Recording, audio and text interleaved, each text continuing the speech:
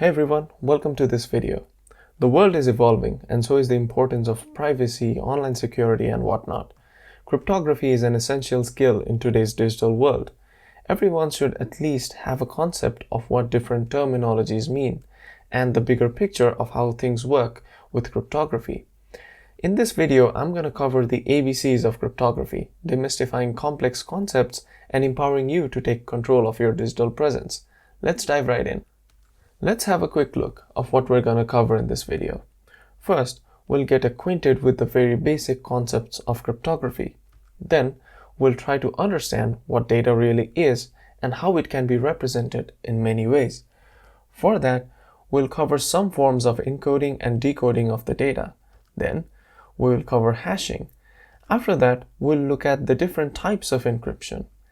In this entire video, we'll try to get some insight of how everything happens underneath mathematically.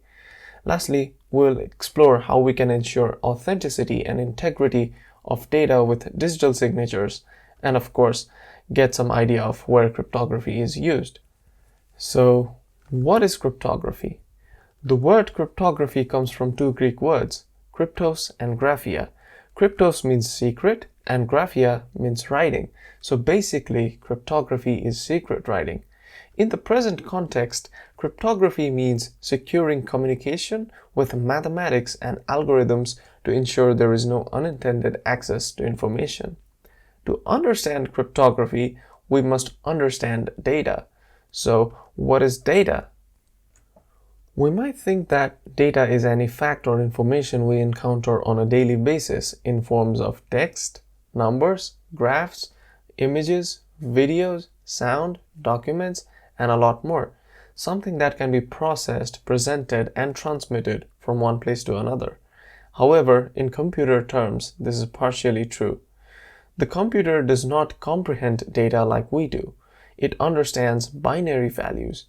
To understand cryptography, we need to know that for a computer, data is simply zeros and ones, or in short, bits.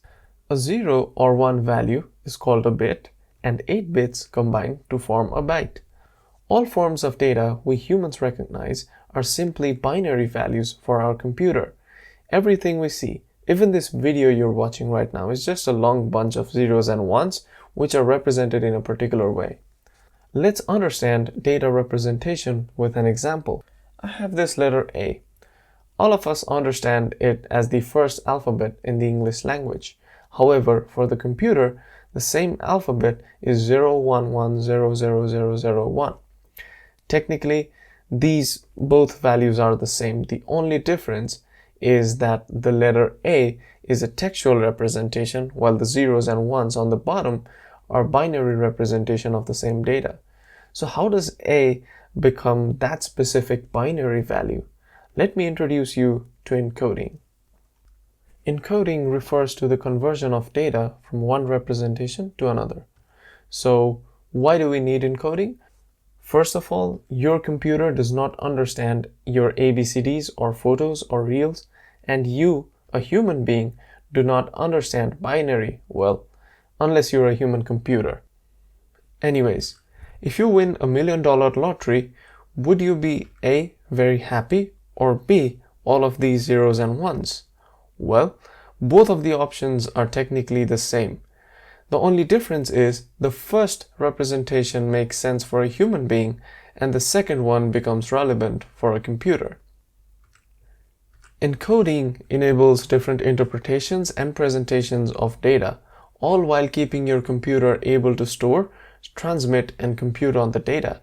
Just to add to it, encoding is what makes thousands of emojis available to you at your disposal. In the example we saw earlier, the letter A was in ASCII representation and its respective binary bits were all these zeros and ones.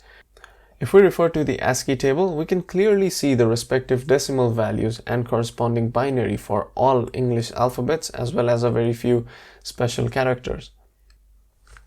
ASCII, or American Standard Code for Information Interchange, is a type of encoding or data representation.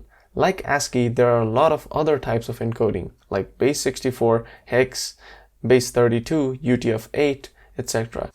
I'll try to cover these types in coming videos. For now, let's stick to ASCII and Base64. Let's look at ASCII encoding. ASCII uses 7 bits to represent values, which means it supports 2 to the power 7 unique combinations, which is 128 characters. Meaning, the range of binary values start from 7 zeros to 7 ones, which is basically 0 to 127 in decimal. Usually, an extra 0 bit is added to the start of a 7-bit ASCII character because 8 bits or 1 full byte is easier to store and transmit. We can see the added bit in our previous example too, which is a 8-bit representation of a 7-bit ASCII value. It's just like claiming that I have 6-figure income with first 2 figures as 0. Jokes apart, ASCII isn't used predominantly for data transmission because of some special control characters which can corrupt the data transmission. Thus, to mitigate this very problem, Base64 was introduced. Let's look at the Base64 table. It is pretty similar to the ASCII table but looks a lot cleaner without the special and control characters. In fact, the Base64 character set is a subset of ASCII character set. There are a total of 64 different characters in Base64, thereby justifying its name. Let's have a quick look at how Base64 is represented in bits. So Base64 uses 6 bits to represent binary values, which means 2 raised to the power 6 or 64 unique combinations, which gives Base64 its 64 characters. Let's look at the Base64 range. It starts from 6 zeros to 6 ones. Since ASCII characters can be represented in binary, if we wanted to convert some value in binary to Base64, we would need to follow a process called Base64 encoding. Take a word app with the uppercase A. Let's first convert this to 8-bit ASCII representation. So we got a total of 24 bits with each character represented by 8 bits. Just like we saw earlier, how Base64 has 64 characters and each character is represented by 6 bits, we need to ensure that these bits are split into groups of 6 bits, where every group of bits represents a Base64 character. After separating these bits in groups of 6, we get something like this. If we tally the Base64 table for corresponding values, this becomes Q, X, B, and W. Please note that every 3 ASCII characters or 3 bytes are converted to 4 characters in Base64. Now, take a word apple. Let's first convert this to 8-bit ASCII representation. Just like before, let's try to group these bits in groups of 6. As you can see, we could make 6 groups but fell short on the 7th group by 2 bits. How does Base64 handle this? Well, there's something called padding in Base64. If you've given some attention to the Base64 table, you can see the character equal to is reserved for padding. Let's look at the example again. We're just 2 bits short of making multiple of 6 bits, so we add 2 zeros to make it happen. Now, getting the respective characters from the Base64 table, we have Q, X, B, W, B, G, and U. Also, for every 2 bits we add 1 equal to sign. So this becomes Q, X, B, W, B, G, U, and the equal to, since we added only 2 bits to make it a multiple of 6. So we just saw how encoding works. The decoding process is an exact reverse of the encoding process. To shine more light into it, Base64 encoding would be conversion of binary data to Base64, and Base64 decoding would be the conversion of Base64 data to the original binary. So let's take this Base64 value, and we have to decode this. Let's look at the bits in reference to the Base64 table. Since there is 1 equal to sign for padding, let's remove the last 2 bits. So this becomes a total of 40 bits.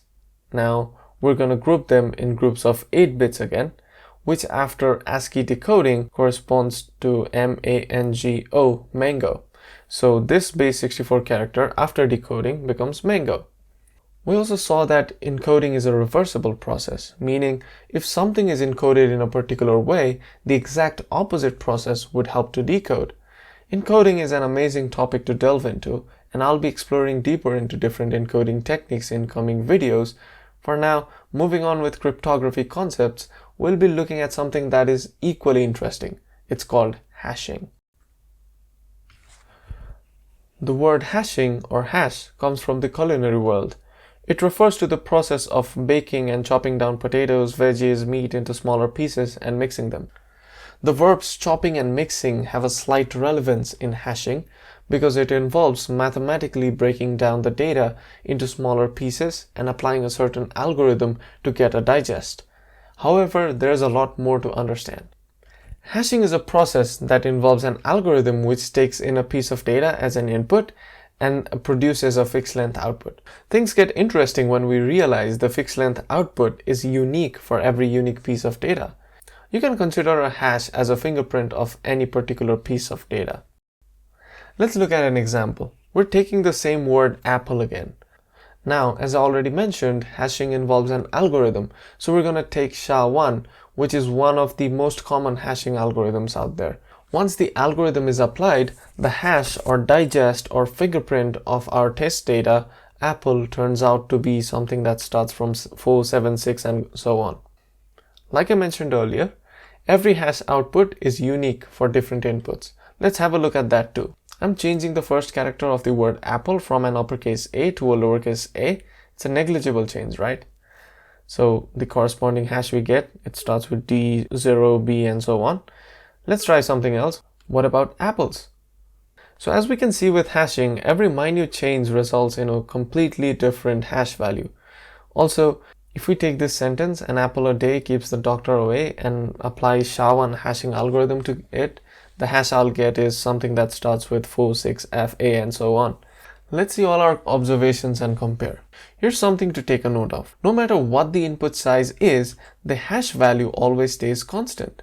This is true for a single bit to gigabytes of data if we use the same hashing algorithm. Every hash we've generated has the same fixed length. To be precise, 40 characters in this one. Let's take a close look at this.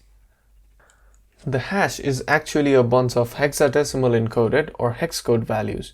Hexadecimal in short is yet another encoding or a numerical system with 16 characters, numbers 0 to 9 and letters A to F. So hexadecimal, it supports 16 characters, which means it's 2 to the power 4 characters. This means 4 bits are required to represent one hexadecimal value. If we group two hexadecimal values, it becomes 1 byte of data, meaning 8 bits. Let's look at the same hash in bytes now. We can see that while using SHA-1 hashing algorithm, we have 20 bytes or 160 bits of hash. Now I'm going to use SHA-256 algorithm on the same input. The result is 64 hex characters. The output is 32 bytes or 256 bits of hash value, giving the algorithm its name, SHA-256. The concept of encoding and data representation makes understanding hash concepts so much easier. One important thing to note about hashing is that it's an irreversible process, meaning there's no mathematical way to undo a hash, at least with the computers we have in the day. We can easily compute a hash from any given input, however, we cannot generate the input from any given hash. So why do we need hashing anyways? Well, the need for hashing arose due to security reasons. The most important necessity for hashing is to ensure the integrity of data. Let me explain. When you download something from a website, it's like receiving a sealed package. If the website provides a hash value along with the file you want to download, you can verify the package's integrity after downloading. Moreover, the irreversible nature of hash functions and its uniqueness of the fixed length outputs solves a very big problem. That's password and credential storage. Let's assume you own a microblogging website called Snapshots. There's a user called John.doe. Let's say he has a password john@123. How do you authenticate this user to your website? The basic approach is that you will have a login page and you ask the user to put their username and password on it. Once they hit enter, your application will check the app database for that particular user and allow login access if the password entered by the user and the one saved in the database match. However, for this process, you'll need the credentials to be stored in the database somewhat like this. For the record, this was the method used for storing passwords by a number of big corporations just a few years back. Now, what if your database is compromised to an attacker? They'll get hold of every username and password data. and that is a catastrophic situation. So how does hashing make things better? Let's have a close look. Now that you know about hashing, you will never store any password in their raw form. What you'll do is you'll store the hash of the password. Let's say you chose the SHA-256 hashing algorithm. And once any user tries to authenticate, your application will generate a SHA-256 hash of the password and try to match it with the hash saved in your database. If the stored hash and the calculated hash are the same, the user will be authenticated successfully.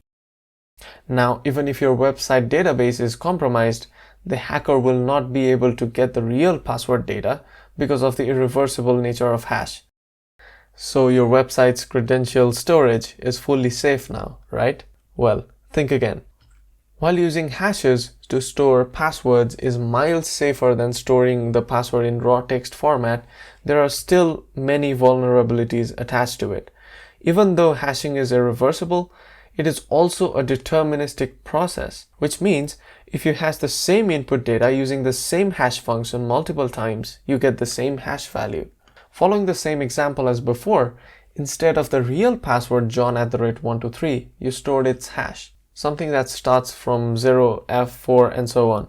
Now, if any attacker gets access to the hash, they still can do some brute forcing or some other techniques to reveal some passwords, especially if these passwords are of common nature, like that of John@123. One of the most common attacks done to reveal password data is something called rainbow table attack or dictionary attack. In this type of attack, the attacker has a very big database of passwords and their respective hash values. This way, they can get their way through reversing the irreversible process of hashing for relatively common passwords. A dictionary could look something like this with billions of pre-computed hash values.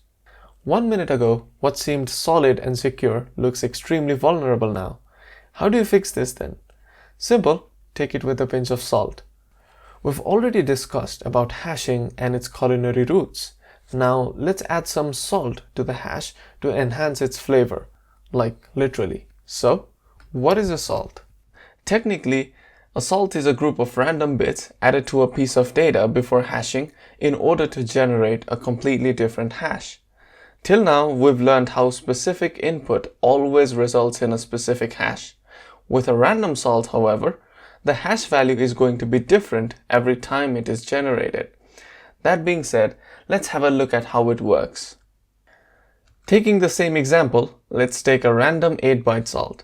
For now, I'm taking 8 alphabets to represent 8 bytes. So the random salt for me is EZNVD14I. Now we add this salt to the input text and it becomes John@123, which is the password, and then the salt. So the hash this would generate now is something that starts with 60C. The salt and the hash of the password are then stored into the database, which will then be needed during authentication process. So let me take another salt. This time I'm taking QXFDVJAK. Now the hash we are able to generate is something that starts with 750. So as you can see, with a very simple change in the salt, we could completely alter the value of the hash, which basically enhances our security when it comes to storing passwords. The only change we have to do with authentication in our sample app is to store the random salt while creating or updating password and then append the salt value with the user provided password before generating the hash. So this way, pre-computed hash tables or rainbow tables become useless to determine our user's password, even if the database with the hash value gets compromised. Here in this example, I've shown or represented the salt as a text value. However, you must note that the addition happens at the byte level. There's a couple of things we need to consider with salt. These are usually stored in their raw form alongside the hash. While using salt values, we must ensure every salt is random. Salt values usually aren't secret. If we want to secure things further, a secret value called pepper is also added to the text before hashing. A disclaimer here though, these are different techniques to secure credential storage. We should always consider keeping a strict password guideline and refrain from using common password like the one we used, john@123. We should refrain from using passwords like these at all costs. This demo was just a simple depiction of why we should not be storing our passwords in plain text or even simple hash values without using salt. We've looked at some of the widely used hashing algorithms like SHA-1 and SHA-256. We didn't discuss some algorithms like MD5 because of known cases of hash collisions, which means two different inputs resulting in the same hash. Likewise, there are a lot of other algorithms like Argon2, SHA-3, Blake, Bcrypt, etc., which are more sophisticated and used for a different purpose. I'll not cover them either because the scope of this video is just to introduce you to the fundamental concepts. Let me know in the comments if you want me to dive deeper into these specific algorithms and their use cases. A quick recap. Till now, we've learned how hashing algorithms can be used to create fingerprints of data which cannot be reversed. Also, earlier with encoding, we learned how anyone who knows the encoding technique can use to encode a message and easily decode it. We haven't talked yet about how we can store or transmit data securely without letting anyone unauthorized to access the data in its original form. This brings me to the main section of this video, encryption. So, what is encryption? In simple terms, encryption is conversion of plain text to ciphertext using algorithms and key. Plaintext, ciphertext, algorithms, key. These are new terminologies for us here. To get an idea, we're going to look at one of the earliest implementations of encryption, the Caesar cipher. So the Caesar cipher is named after a prominent leader in ancient Rome called Julius Caesar. He used this technique to protect his confidential communications. This is a very simple technique and also one of the earliest adaptations of encryption, which some of us may have used unknowingly till now. So all we have to do is shift each letter in a message by a fixed number of positions, most commonly 3 positions. Let's have a close look. So if we take the letter A and we shift it by 3 values, it could be D. So with C, it becomes F. So the word hello becomes KHOOR, and secret it becomes VHFUHW. If I use the shift of 5, the same hello it becomes MJQQT. Let's stick to the first example. I can pass this message to anyone who has the shift value, and then they can easily reverse the character shifts back to get the original message. Pretty easy, right? Now, let's understand some of the terms used in the encryption process with this example real quick. So, the word hello is plain text, which means the raw information we need to protect. The converted text, KHOOR, which cannot be understood by anyone, is the ciphertext or the encrypted data. It is the output of an encryption process. The algorithm here is the Caesar cipher, or shifting each letter in the plaintext by a fixed number of positions. The key in this example is 3. We can consider this value as a way to lock or unlock the message. Without the key, the ciphertext is meaningless. The process involved in converting plain text to ciphertext is encryption, and the process of getting back the plain text from ciphertext is decryption. That was easy, right? So, Caesar is long gone. Let's fast forward to the era of the Second World War, where the Germans used a complex electromechanical device called the Enigma. As compared to the Caesar cipher and a lot of other encryption techniques used in that era, Enigma was massively complex and was believed to be uncrackable. At least that's what a lot of cryptographers thought. Enigma boasted 158 trillion possible combinations of settings in order to encrypt the information. It used very complex electrical circuits to generate the ciphertext. Alan Turing and a lot of other British and Polish mathematicians and cryptographers were collectively able to crack the Enigma machine with a machine they built called the bomb. Also, because of the mechanical nature of the Enigma, machines like those aren't very relevant in today's world of advanced computers. So, coming to the present world of computers, how does encryption work? Let's find out. Remember bits and bytes? Well, Modern encryption also works in the binary level. I'm now going to introduce you to a simple yet amazing binary or logical operation. This is called the exclusive OR operation, also known as XOR operation.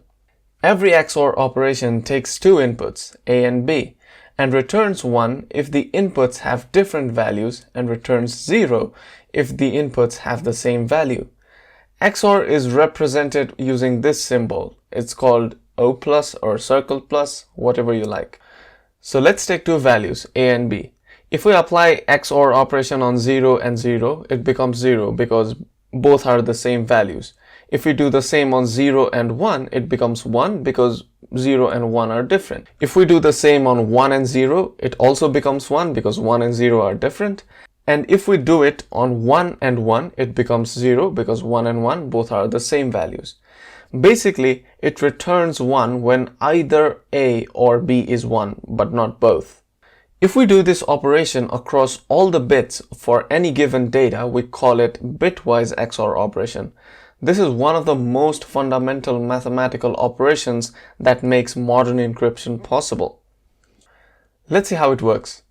Take a character A. Let's say this is the message I want to encrypt. Now let's represent this in bits, so it becomes 0110001. Since we have 8 bits here, let me take a random key of 8 bits. So 11001011 is going to be my key. Now I'm going to apply bitwise XOR operation between the plaintext and the key. Let's take our plaintext and then the key, and then we apply the XOR algorithm on them. So it becomes 10101010. This is the ciphertext we've generated.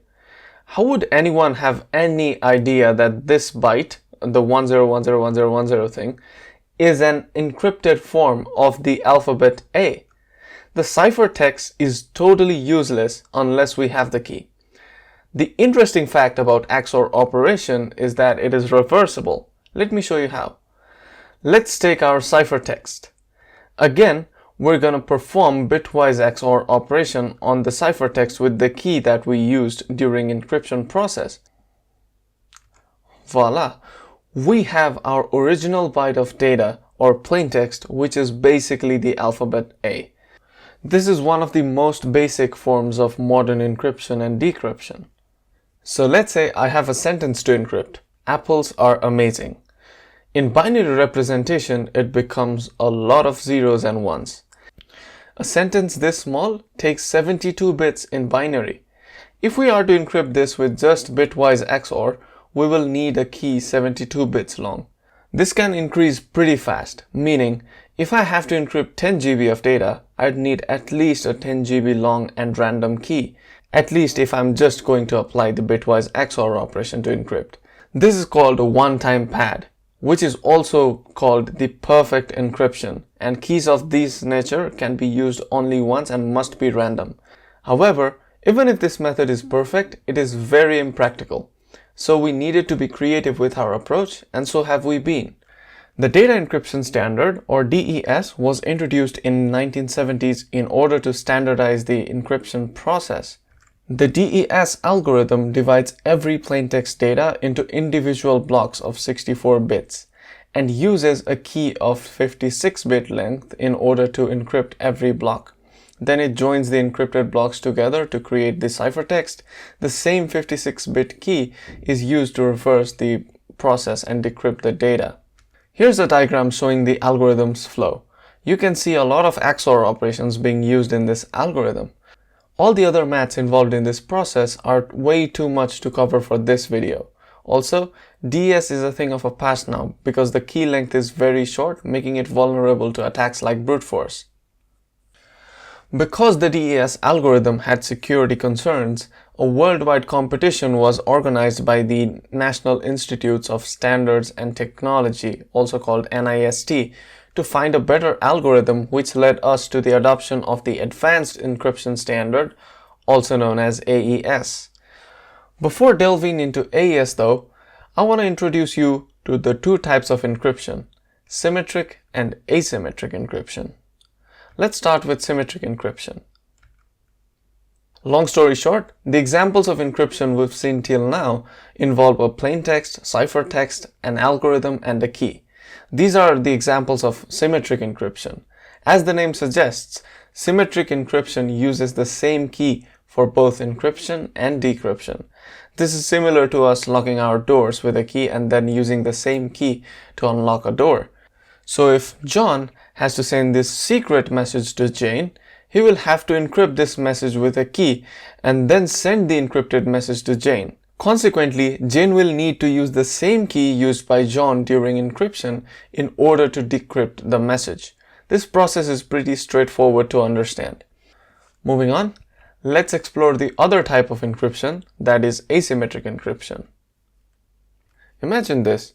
While symmetric encryption is equivalent to using the same key to lock and unlock a door, asymmetric encryption has this magical pair of keys, one to lock the door and the other to unlock the door. The keys in this pair are called public key and private key. As the name suggests, the public key is meant to be shared while the private key is meant to be kept confidential. Put it this way, in asymmetric encryption, the public key is used to encrypt the information and the private key is used to decrypt the information. This is equivalent to a mailbox where everyone having access to the mailbox can put in the mail, but only the owner with the actual key can retrieve all of those mails. Earlier, the exchange between John and Jane was pretty simple. They both used the same key. However, with asymmetric encryption, John and Jane both have pairs of keys, meaning John has a private and public key of his own, and so does Jane. Since John and Jane are communicating with each other, now that John wants to send a message to Jane, he will use Jane's public key to encrypt the message. The ciphertext reaches Jane and consequently she will use her private key to decrypt the message. Now if Jane wants to send a message to John, she will have to use John's public key to encrypt it. This process is like sending a letter which can be opened only by the right recipient, making it crucial for secure communication in today's digital world. Asymmetric encryption is also interchangeably known as public key cryptography. Now that we have some key concepts about symmetric and asymmetric encryption, let's come back to AES. The AES is a 128-bit symmetric key block cipher. We might be familiar with symmetric key as of now. A block cipher is a technique of encryption where the plaintext data is divided into fixed size blocks and each block is individually encrypted. The block size for AES is 128. This completely removes the need for having a key equal in length to the plaintext. Here's a flowchart for AES algorithm. The AES algorithm supports keys of different sizes, 128-bit, 192-bit, or 256-bit, to encrypt a single block of 128 bits or 16 bytes. Like its name, AES algorithm is much more advanced and secure than DES. The encryption process involves some XOR operations along with different other mathematical operations in several rounds.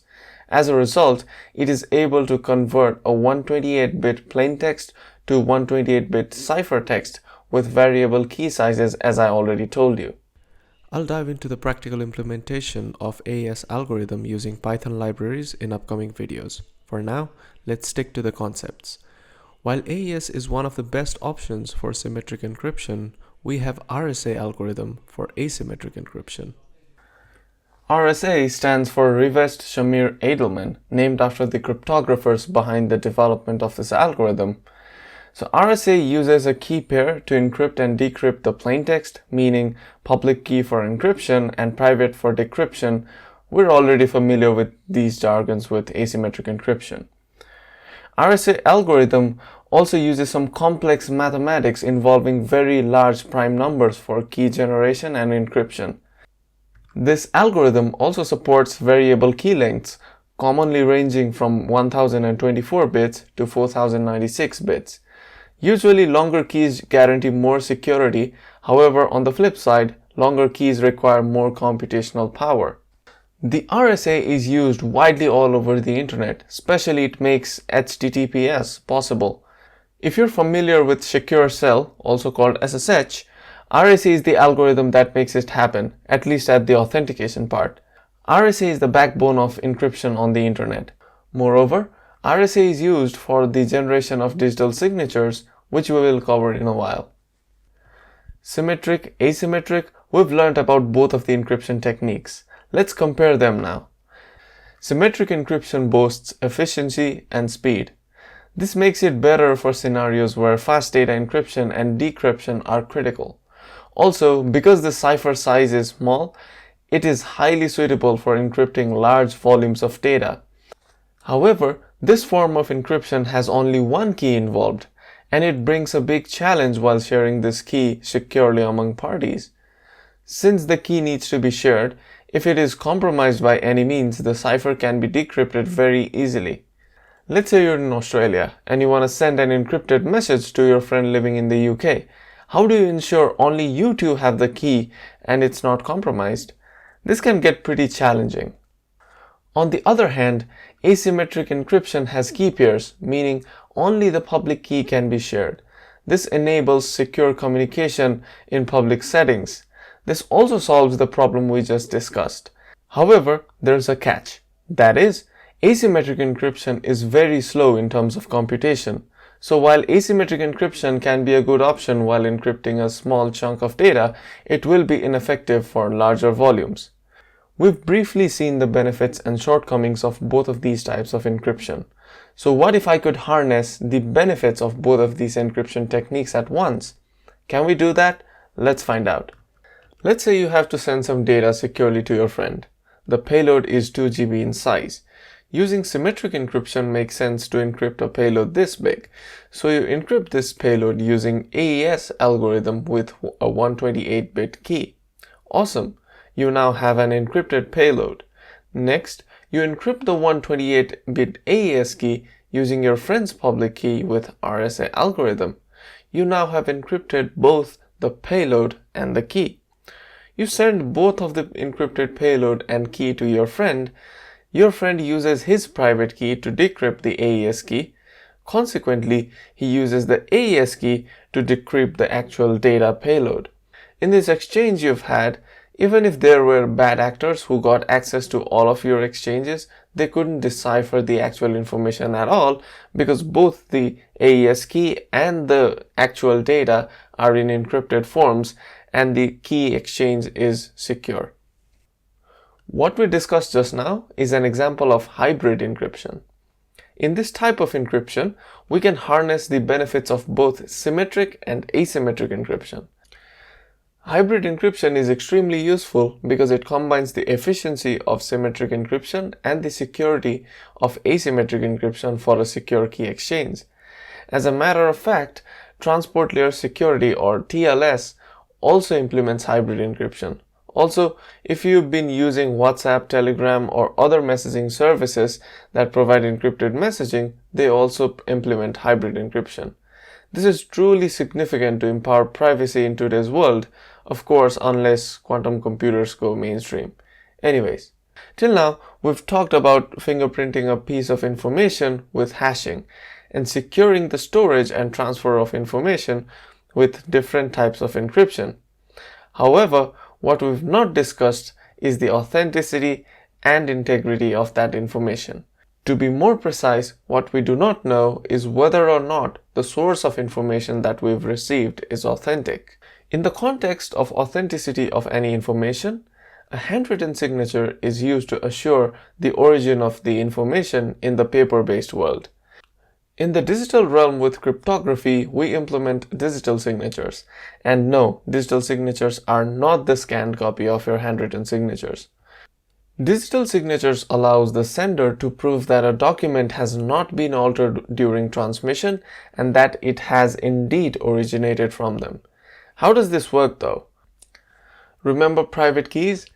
In asymmetric encryption, we used public keys to encrypt information. With digital signatures, however, we use private keys to sign the information that generates a unique artifact called digital signature for that piece of data. Let's understand this just like we did with asymmetric encryption. Consider this. With asymmetric encryption, we used a public key to encrypt so that only the owner with the private key could decrypt the information. Let's flip this. What if we use a private key to encrypt that information? Everyone with the public key can decrypt in this process. This is not used to keep the secrecy of the data. Rather, what's important here is that only the owner with the private key can encrypt the information and everyone else can decrypt it using the public key. Encryption and decryption are not the terminologies we use in digital signatures.